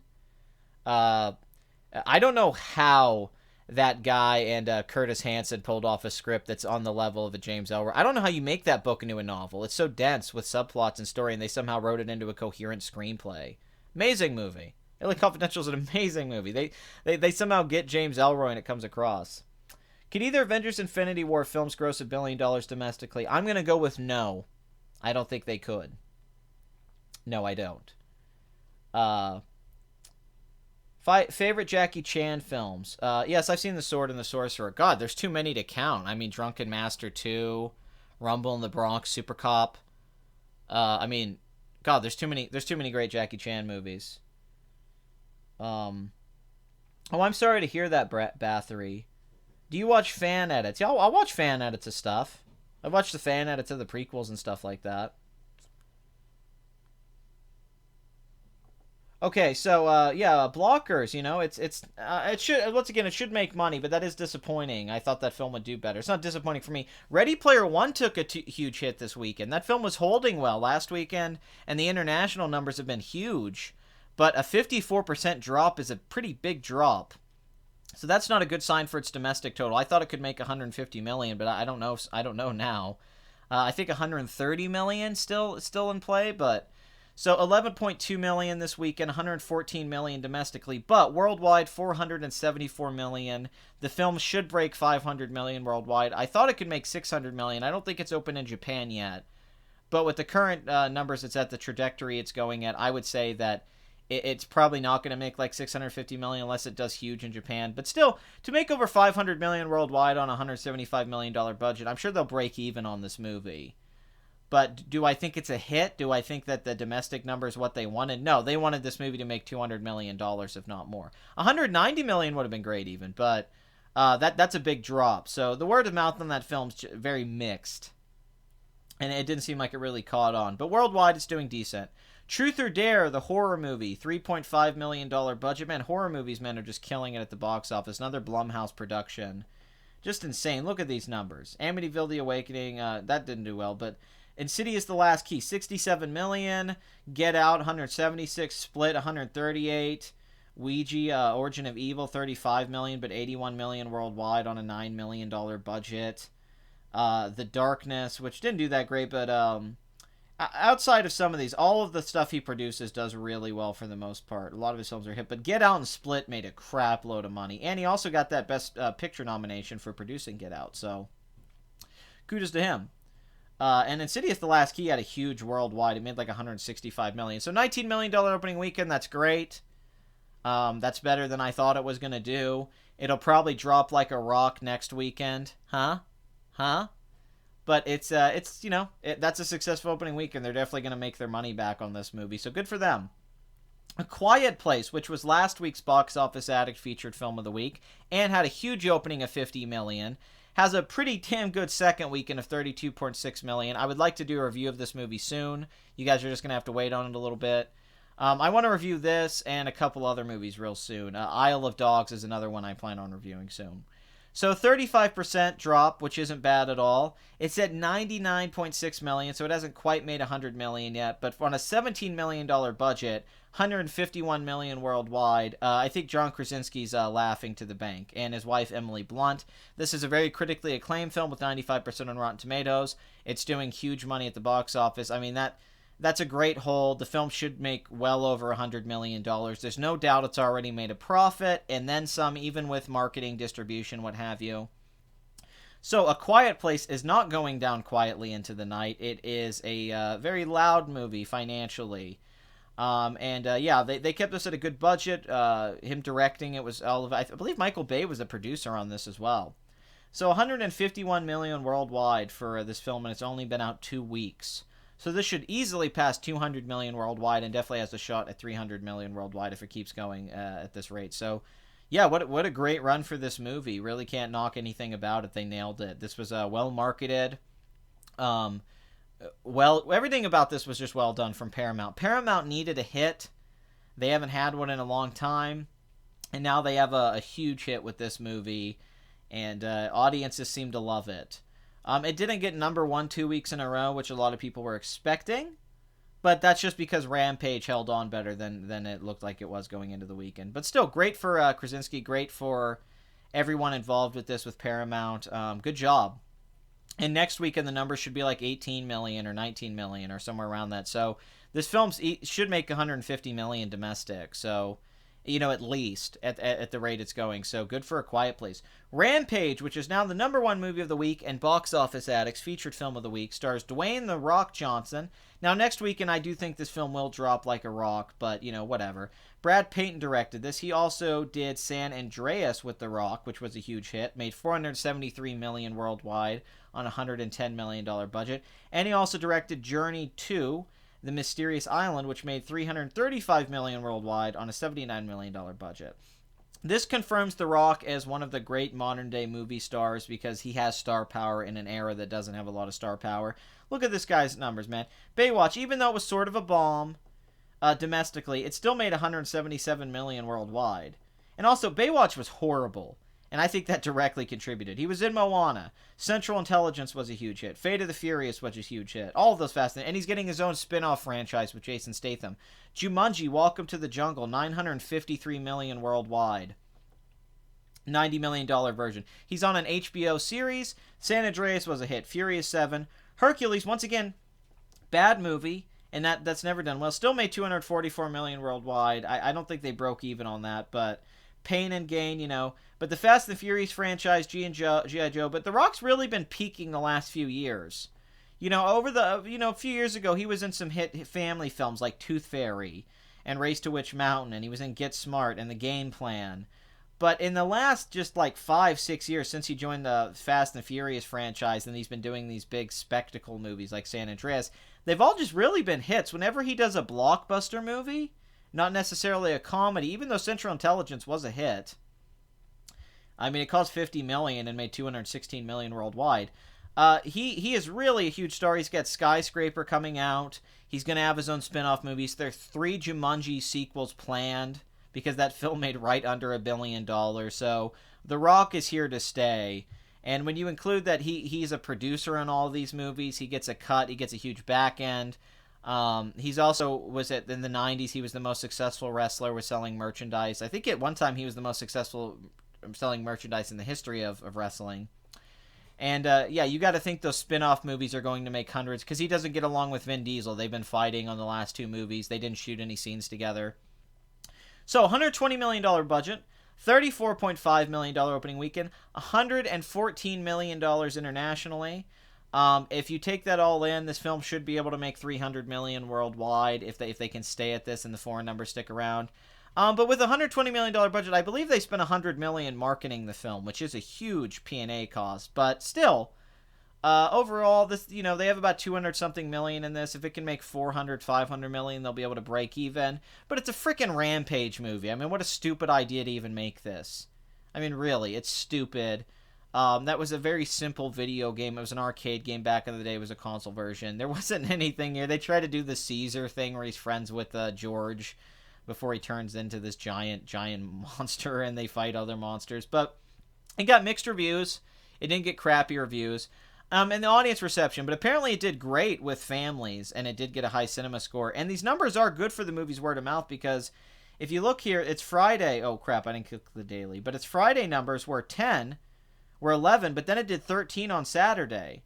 So it went up on Saturday, which is always a good sign for a movie. So this film might end up doing well. Maybe it'll make 80 million domestic, 85 million. And if it could make like 250, 300 million internationally, we have to wait and see, because Infinity War is coming. And Infinity War is going to wipe everything else out. So it's tough to know now. But there is room for multiple movies to make money at the same time. But this still is a fine example of The Rock's star power. And that we once again, we live in an era without movie stars, and The Rock is a solidified movie star. Dwayne Johnson is a movie star. He is a name. People go see movies because he's in them. People like him. He seems like the nicest guy ever. And you got to think about it, this guy's been able to stay relevant for over 20 years, which is very hard to do. And in his 40s, he's more famous than he ever was. And with those spin-off movies, the Jumanji sequels, which he's going to be making lots of money off, those Jumanji sequels are going to be huge. And the Fast and Furious spin-offs. And he's still going to... he might not be in the next Fast and the Furious film because of his feud with Vin Diesel, but... I'm busy! But despite all of that, the movie's still making a lot of money worldwide, 148 million worldwide. So that's not a bad opening. I'm sure they would have wanted something a little bit more, like 200 million or something like that. But it's not terrible. And I think it's doing well. So good for The Rock, and it's good for them that they got the number 1 spot. They went above what the estimates were going in, so good for them. What about the Star Wars Solo? They're apparently estimating that Solo is going to open like 150 million, which blows my mind. I don't know how that film can open as well as... I mean, it legit blows my mind. I guess Star Wars is just a solidified brand. I guess you just can't deny it. I guess every movie is going to open over 100 million. I mean, that's what the tracking is showing, is 150 million. That's mind-blowing. Because if it makes 400 million domestically, which it could with that opening weekend, that's a good number. Even though they have a lot of money. Have you seen the live actions Teen Titans show or set photo? No, I have not. But I am a fan of the original Teen Titans cartoon, and I'm a fan of the comics. I don't know what the deal is with Solo. They're saying Solo's going to open 100. That's insane. I would have thought for sure like 80 million, 90 million. I would have never thought $150 million. Which it just blows my mind with all the controversy and all that. I guess once again, I guess Star Wars is just such a strong brand. I guess we should have realized that when Force Awakens came out and opened as well as it did. Great directors have not expressed any desire to work with The Rock. I don't know why. I think he's a really charismatic actor. I think he could be good. He's great in Jumanji. Well, honestly, why would The Rock need them? I think it's the opposite. You know what I mean? Like, it's not a thing where The Rock needs a guy like Scorsese or Spielberg. He's big enough. He makes his own movies. He hires these directors. He's a producer. And he's making more money than he would make going to do art films or dramas. So I don't know how much of that is them not expressing it, or that The Rock is kind of his own brand and he doesn't really need to make those kinds of movies. You know, it's like I would say that The Rock doesn't. I would say that that's a little disingenuous to express it that way. I would say if anything, other people need The Rock more than The Rock needs anyone else. The Rock doesn't need anyone, especially if we're talking just financially. He's going to end up as one of the richest guys out of there. Yeah, I didn't agree with Dishonored Wolf on A Quiet Place. I thought that was very hyperbolic. Although I feel like he always kind of leans on the negative, because it gets hits, which is fine. You know, but I didn't really agree with a lot of that stuff that he was. I mean, I agreed with some of it, but I thought it was hyperbole for the sake of it. It could gross $1 billion, Han Solo. Who knows? Blumhouse is the only studio that might survive the Disney buyout. That's a good point, Bathory. Bloody Player 1, I think it's going to gross $500 million worldwide. I mean, it's already made $474, so $500 million should be a lock. I think Infinity 4 will overtake TFA as the biggest opening. I mean, it should on paper, but that doesn't mean it will. You didn't like LA Confidential. Well, that sucks. Should have. It's great. It's a great movie. AJ's going to be The Rock 2.0? Could be. Could be, Noel. Solo will open at... Dude, the tracking says otherwise, man. I mean, you may feel that opening weekend, but tracking doesn't lie. The tracking's saying well over 100 million. I mean, they're checking the pre-ticket sales on where it's going. Solo's going to have a big opening weekend. You know, and that recent trailer, to be honest, wasn't that bad. I'm sorry, I didn't mean to yell I'm busy earlier. My buddy was trying to get me for something. I don't know what the hell it was. He's always asking me stupid questions, and like, he might have made dinner. He might have actually made food or got pizza or something, but I was like, I'm busy. But whatever. But I will be moving soon. I might be moving to Columbus, Ohio, in the next 2 months or so. So there might be a period that I can't make any videos because I'll be moving and I won't have internet set up. So I'm just letting you guys know. If I do move, there'll probably be a week or so that I'll be moving all my stuff to a new apartment and I won't be able to do the show or anything. So that might be the first time I don't do a Box Office Addict. It won't be because I don't want to do it. I'm not going to be able to. Because you have to get internet and all that set up, and that's just a real pain in the ass. You know, it takes a little while to get things turned on. But if I can do it, I will. And then after that, AJ's a guy that's in Noel's videos. It's an inside joke, really. But after I get a setup, I get my new desktop, and I can edit more, I'll be making more videos than ever. Once this move solidified, I will be making several videos a week. I will be doing all sorts of new things, so that's going to be really exciting. It is too strong. The Star Wars brand is as strong as any brand, maybe as ever. So, yeah, when I do move, I will get a setup. So I'm just warning you guys, there might be a week I don't make any videos, or 2 weeks. That's just because I moved to a new city. You coincidentally live next to everyone you meet online. Yeah, like Ready Player One. Man, everyone lives in Columbus. I mean, I don't know if I'm going to move there, Cleveland, Pittsburgh. It definitely is an SJW central place for sure. There's a huge LGBT community there. You know. But, man, I've ranted about The Last Jedi so much, it's just not even worth talking about anymore. I'm tired of The Last Jedi. I'm numb to it. I'm apathetic. It's just apathy at this point. How weird is it that we saw Han Solo have a big comeback and die 3 years ago, and now we're getting a prequel with entire... I think it's ridiculous. I think it's stupid. But I'm just letting you guys know beforehand. So let's look where we're at on the time here. We're at 1 hour and 19 minutes. You know, maybe we should make this a shorter episode, because I've been going over 2 hours lately, and I don't know if I have much more to talk about, because I already covered the box office, and I really don't know what much to say, and I think it's been kind of a serious episode. I think I could have been a little bit funnier here. I'm sorry about that. It killed my hype, too. But before we leave, I guess I could bring Ben Shapiro in to talk about one of our sponsors. So that would be... If Solo grosses 150 million, the Star Wars fans are the dumbest people on Earth. I mean, they were never known as an intellectual fan base. Well, let's not confuse that. Transformers movies make billions of dollars. You know, we don't live in an era of intellectual entertainment being the top. But anyway, Ben, come in and talk. Okay, folks, all right? We're going to talk about Blue Apron Gang. Okay, I know you get sick of it. You hear me talking about it, okay? You want me to talk about the serious stuff. You want me to talk about all these things, okay? I know, folks. I know, gang. But here's the thing about Blue Apron Gang, all right? Instead of Assad and Trump and all this stuff going on with the Russian narrative and all that and collusion and all that, what would really make you happy is if you had pre-made meals come to your house, gang. Okay, because my wife's a doctor, and she says that we need meat, and we need these specific food groups to make yourself healthy. It's really good for you. It's part of our nature. It's part of evolution for all of you out there. Okay? And I'm a Harvard graduated lawyer, so I think I know a few things about what you do in life to get ahead. So, folks, please get Blue Apron. It's only $350 a week, which is really affordable. You know, if you can't afford it, you're just bad with money. You're bad with your investments. Okay?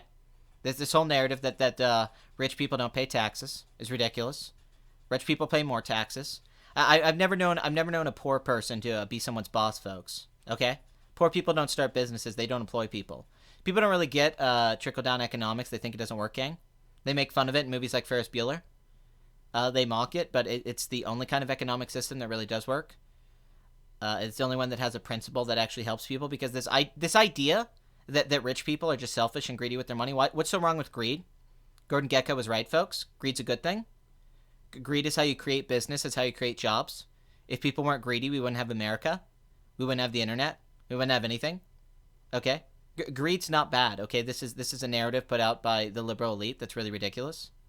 I just saw Seth MacFarlane on Twitter today talking about how the rich need to pay their fair share. What's a fair share, Seth? Okay? Okay, I didn't know liberals understood the concept of fair and trade. Okay, you know what's fair, Seth? Here's fair. You folks, you get your gun regulations. Okay, gang? You get to regulate your guns, and then we get a strict immigration policy. How about that, folks? That's fair. But you don't believe in that kind of fair, do you, Seth? Also, Seth, are you telling me that you don't pay your taxes? I know you pay a lot of money in taxes. There's no way you don't pay millions of dollars in taxes. Do you think some employee at McDonald's is paying the taxes you do, Seth MacFarlane? You know that's not true, folks. There's no way. So don't try to push this narrative that rich people don't pay their taxes. They pay all the taxes. Most people who don't make a lot of money get most of their money back in taxes. Okay? You don't make any money back. There's nothing wrong with deductions, folks. Okay? Everyone can make deductions. It's okay to write down deductions you have in a business. Seth MacFarlane provides employment for people in American Dad, Family Guy, okay? Family Guy, Ted, all those movies, all those animators, all those writers, they all work. They wouldn't work without Seth MacFarlane. The Orville, which is a show I like quite a lot, actually. And the idea that the rich people should just pay fair. What's fair? Do you get to decide what's fair, Seth? That's ridiculous, folks. All right, that's ridiculous. Okay, my wife's a doctor, and she pays taxes. We pay taxes. We pay a lot of taxes. Okay, do you think I should pay more? Do you think I should pay 65% of my income? If anything, you should cut taxes for people like me, because I create jobs. I could create more jobs at Daily Wire if I didn't pay so much in taxes. And I'm good with my taxes, folks. All right, I'm a Jew. I know what I'm doing, folks. Thank you, Ben. Thank you so much. Thank you for coming on. That was a weird rant to go off of from Blue Apron. I was talking about Seth MacFarlane there. That was kind of... sorry. Yeah, it's all right. It's all right, Ben. Thank you, Ben. You're a good man. You're a good man. Will you turn off pesky ad block? I sent you the set photos of TT, the Twitter direct message. I will check them out, people. I will check them out. My sister, she's doing her own thing, folks. Okay, she's busy. She doesn't have time for people like you. All right, she's getting her 18th degree. All right. Mark Hamill compared Disney, Star Wars, Transformers. So that's amazing. Why do you have a problem with Todd in the Shadows? Because he's a cuck a-hole who pushes his politics not only in his videos, but his Twitter was cancer, and he just blocks people who put any kind of criticism on him, valid or not. He hides his face because he's ugly as crap, not because of any kind of artistic reasons. He hasn't evolved. And I like Todd's videos. I like his videos a lot, but he's a radical feminism. He ranted about Gamergate. He rants about Trump. He rants about all sorts of crap. His Twitter is awful. He blocks everyone. I think I'm blocked. He's blocked everyone, and he's he doesn't like criticism. I don't like people that can't take any level of criticism. I'm okay if you don't like harsh criticism, but he can't take anything, and he acts like politics don't matter to him or it's not part of his content, but it is. And I like his content. I like his top 10 pop songs of the year, hit songs of the year thing, but he's watch the Mr. Medicare videos if you want to get a better example. I don't like Todd. A lot of people don't like Todd. It's really Todd's personality, who Todd is, not really his content, is why I don't like Todd in the Shadows. It really has nothing to do with his videos. I'm being a little unfair there, but I hear God of War is supposed to be amazing. I didn't know God of War was like one shot. I didn't know it was a game that's one consistent shot. That's pretty awesome. Why do you hide your face? I actually don't hide my face. I've shown him my face in several videos, and it's not hard to find my face. I've also put pictures of myself up on Twitter, so I don't hide my face. I just do this stuff out of convenience, because to set up a camera and to shoot stuff in crappy webcam quality. I have videos back when I was the Patriarchy where my face is there. I did a Happy Holidays video during Christmas, which I am in, that has my face. All of my old YouTube videos have my face in them. And I also did some webcam videos where my face is in them. And, I don't hide my face. I just don't do... That's just not the content. I don't hide it, though. It's not hiding it. I've made... basically, back when I made YouTube videos that had my face in it, and nobody watched them. Back in the day, I made all these sketch videos and like live videos where I acted and performed in with friends. I did like 50 movie reviews that I'm in, and none of them got hits. And then I started using an avatar, and my YouTube channel got big. So I kept with the avatar thing. It got big for me. I mean, it's not a big channel. And then I just stuck with it. But occasionally I'll show my face in something. The holidays video, I showed my face, and the webcam video, I showed my face, and occasionally I'll post pictures and stuff like that. I'm just not a guy who posts a lot of pictures. I don't even do that on my Facebook or anything. I'm not like a social media presence. I've never been that way. And I don't like being on camera. I don't like acting and performing that way. And it's a lot harder to record. It's a lot harder to record when you talk, because you have to record the audio separately, and you can't edit as well when you show your face. Like if I shot all of my videos on camera and I wanted to edit things, I would have to cut them around. And if I, you know what I'm talking about. Like, it's easier to edit just your voice, because I can keep the avatar up there and then cut together all this audio. But if I did jump cuts and showed my face all the time, that's why a lot of people edit without using their face. It's because it's easier to edit your audio and put things together and record things in pieces. Whereas if you're doing it all in your face, it could get really complicated how to do the sound mixing with that and put it together. I'm sorry if I didn't see your question. I don't know. I didn't see it. I'm sorry. The shirt and the beanie. I wear a beanie a lot of the time. The beanie's very realistic to me. I wear a beanie like every day. I mean, I live up north, so it's very cold. But yeah, I always wear a beanie. That's part of...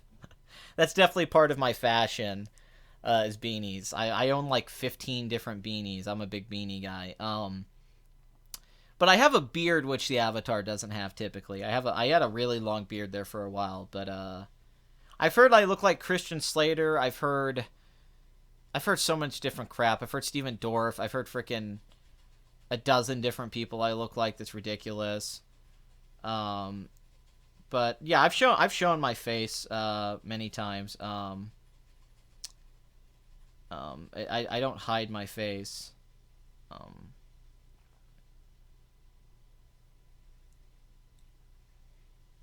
I'm also, I wouldn't say I'm secretly beautiful, but I'm not ugly. I'm not gonna say I'm secretly beautiful, but I've never been known as an ugly guy, and women have never really disliked me. Although I'm not like trying to brag, but I'm not a bad looking dude. I think I'm an alright looking dude. I'm not saying I'm hot or anything, but women have always told me that I'm decent looking, and I've never really had a hard time getting women. You can't swear in the chat? I didn't know that. I didn't make that rule. That might be a YouTube thing. I didn't do that. I don't know. I'm not ugly. I don't think I look bad on camera. I'm not like an ugly guy. I'm not like embarrassed with how I look. But I don't really, it's just easier to make the videos without doing the pictures. What are some N64 games that you would recommend? Also, Ocarina of Time or Majora's Mask? Ocarina of Time. Majora's Mask has that stupid clock thing that's freaking infuriating. I mean, you're not wrong. I'm not wrong about what? I don't know what we're talking about specifically. Carly, I don't know what you mean there. Really? I didn't know that. I'm gonna have to look that up. I'm sorry, guys. I didn't know you couldn't swear in the chat. I really didn't know that. I didn't put that filter up. I didn't do that. I don't know why it's that way. I didn't set that up. Maybe you need to turn restricted mode off or something to see it. Yeah, let me I'll get that set up for the next live stream, and I'll fix that because I don't know. Maybe that was an accident or something like that. What does Vamian mean? Back when I first started doing, like, I used to play on Xbox Live and websites, I made a character up when I was an anime fag that was part vampire, part demon. And the character's name was Vamion. That was the name of the band. It was basically vampires that would have sex with demons, like a Dunpeel and a Vampire Hunter D. So it became Vamion, which was the mix of the two names, Vamion. And that was my name on Xbox Live. That was my name on a lot of websites. So that was my Twitter handle for a long time until I became Please Rewind. So that was basically how it is. I mean, I agree. I'm assuming you guys are right that you can't swear. I just didn't know that. Once again, I'll fix that for next week. That's my bad. I didn't know. It's like Vampire Hunter D. I was a big fan of Vampire Hunter D and the sequel, Vampire Hunter D Bloodlust. So Vamian was a mix like the Dunpeel thing in the Vampire Hunter D series. I mean, I can swear. I guess you guys just can't. That's funny. This is some screwed up stuff. I've censored you all. I'm the MPAA, bitches. I didn't know that. That's so weird. I remember you guys used to swear in the chat. Right? Like, am I crazy? Didn't you guys used to swear in the chat? Wind Waker is a good game. It's a really good game. But that's where Vamian came from, if you guys want to know. Yeah, I've seen the swearing before too, Bathory.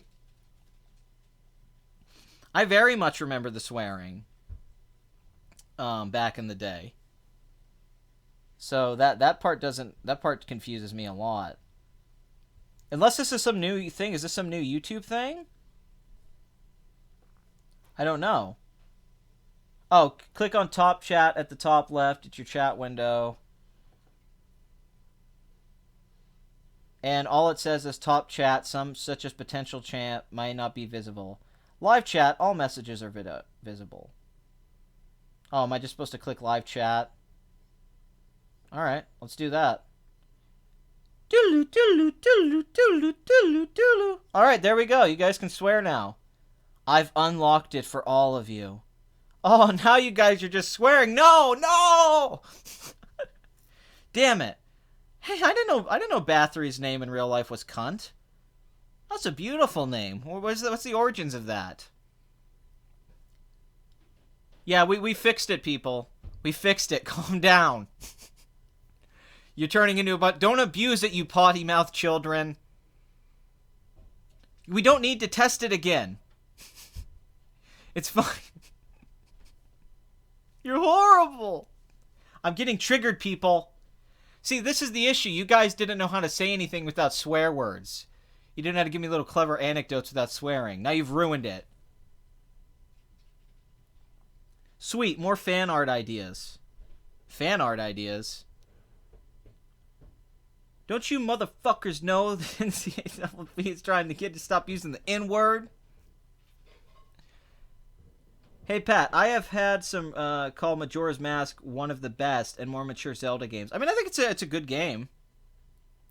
No, Pat, that's my proper pronoun. Oh, that makes sense. That makes sense. Don't say Kathleen Kennedy. That's like the Voldemort of this chat, people. You were already demonetized anyway. Yeah, but every time I send in for monetization, they monetize Box Office Addict, so that's nice. Because I don't think they watch past the opening 2 minutes. I think somebody just clicks on it and goes, yeah, I'm not watching this, and then they monetize it. I don't get my videos demonetized anymore. All my videos stay monetized anymore. I don't have that issue anymore. Have you seen Donald Glover's new show? Yes, Teddy Perkins. One of the most scary things I've ever seen on television was recently on that show, Teddy Perkins, where he's playing a Michael Jackson, a parody of Michael Jackson. It's absolutely horrifying. Jesus Christ. Fallen Angel. What the fuck, dude? Oh my god, dude. Oh god. Why are you that bad? Oh my god, man. Jesus. That's the one thing in the chat I've ever read where I'm like, oh god, no. No, no, no.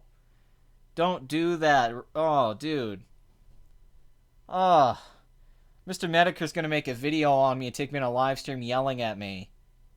It was in the chat. You know it was there. Dude, it was a joke. I didn't say it. You know it was there. You're this now. Oh, god. Yeah, you could send me whatever you want on Twitter. I don't care. Did you know Donald Glover was going to do a Deadpool animated series that got canned because he wrote an episode making fun of Taylor Swift? That's amazing.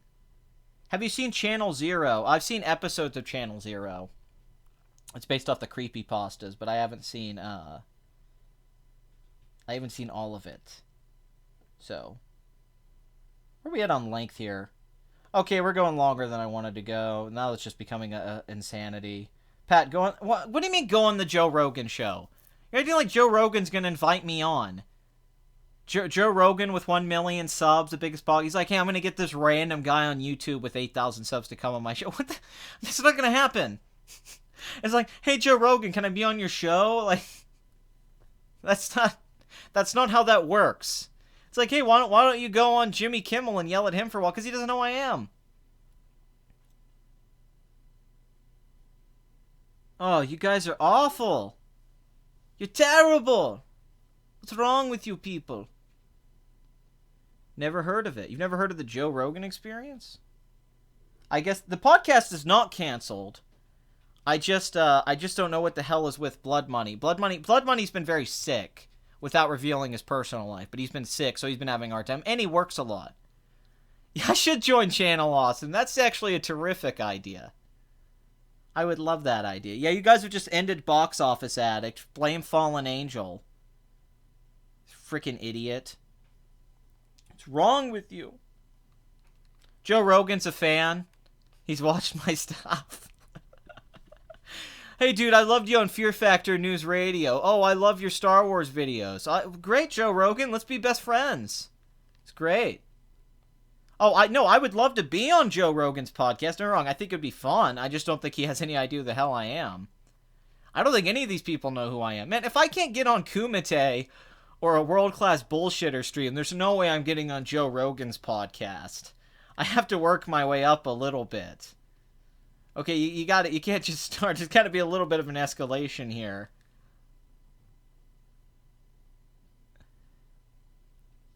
It will be just you, Brad Jones, and Guru Larry. That's hilarious. Alright, well, I guess I'm going to wrap this show up because I think it's just turned into complete chaos at this point. So, thank you for watching Box Office Addict. You guys are all great. I love all of you guys. Thank you for the new people who have never been to an episode yet. But that's what's great about it. New people come in. I hope if this was your first show, you weren't disappointed. I try to make this entertaining. I'm sorry this wasn't funny as the typical show. There wasn't as many jokes. But it's, I'm not in that kind of mood today. The weather's been kind of screwing with me, and I don't know.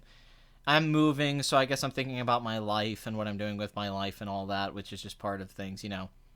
Whatever. Anyway, if you are here, you're probably a box office addict yourself.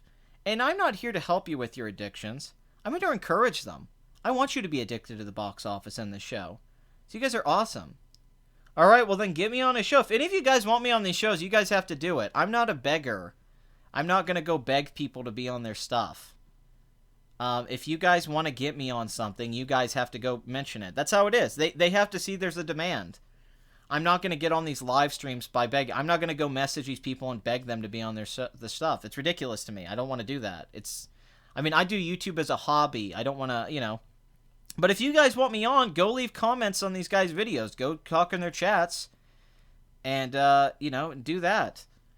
Get the word out there. Say, hey, get Please Rewind on. I mean, isn't there like 30 of you watching right now, or like 50 or something? If you guys all went on all these guys' places and said get him on, people would listen. If you really want this. Because I would love to go on these live streams, but that's the only way it's going to happen. Is if the word gets out there, and that's just not going to... I can't solely do that. I tried to do collaborations before. I tried to get... I mean, I messaged a lot of people back in the day. And none of them ever wanted to collaborate with me. I don't think anyone likes me, actually. I don't think I'm very liked on YouTube. I know some people have to be aware of me. Because me and Captain Cummings were friends on Twitter, and we talked in DMs a lot. And I know some people have to know who I am, but I just don't think people like me. That's my theory, is that I'm not liked by anyone on these live streams or these other movie channels. That's just what I'm going with right now. Or somehow I've just stayed under the radar. Who knows? Anyway, guys, like, comment, and subscribe. I'll see you guys next Sunday. And just thanks for tuning in on our 40th episode. 40 weeks, 40 Sundays in a row, and we haven't missed one. That's beautiful.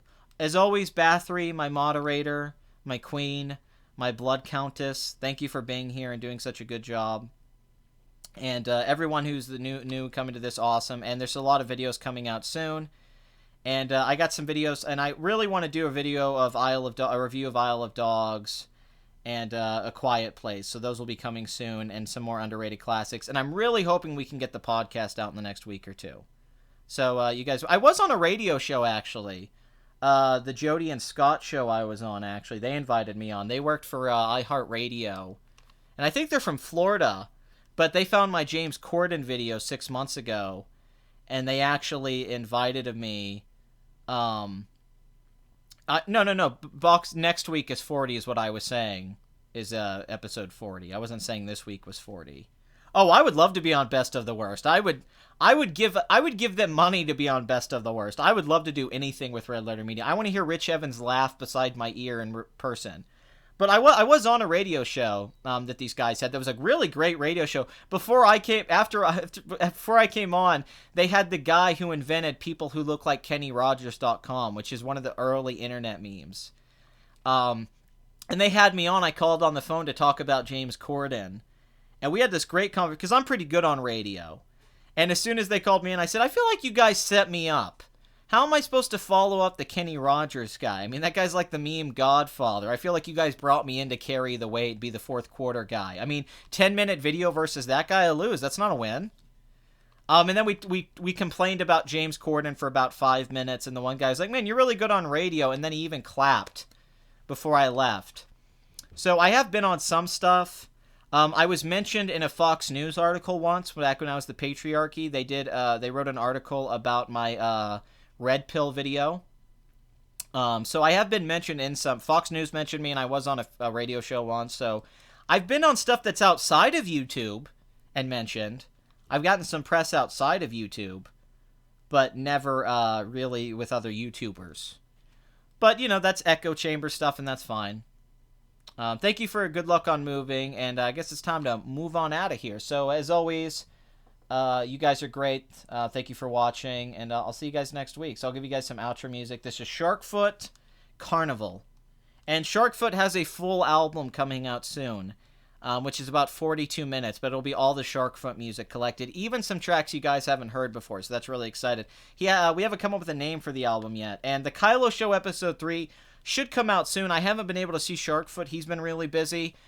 We have the episodes planned. I know what I want to do with the story of the Kylo show. I know what I want to do with episode 3, 4, and 5 and all that, but I haven't seen Sharkfoot in like 3 weeks. So that's been the main issue with it, is I just haven't been able to do anything like that. But I do have a plan for the Kylo show. So when we get together, we will do something. So that's about it. See you guys.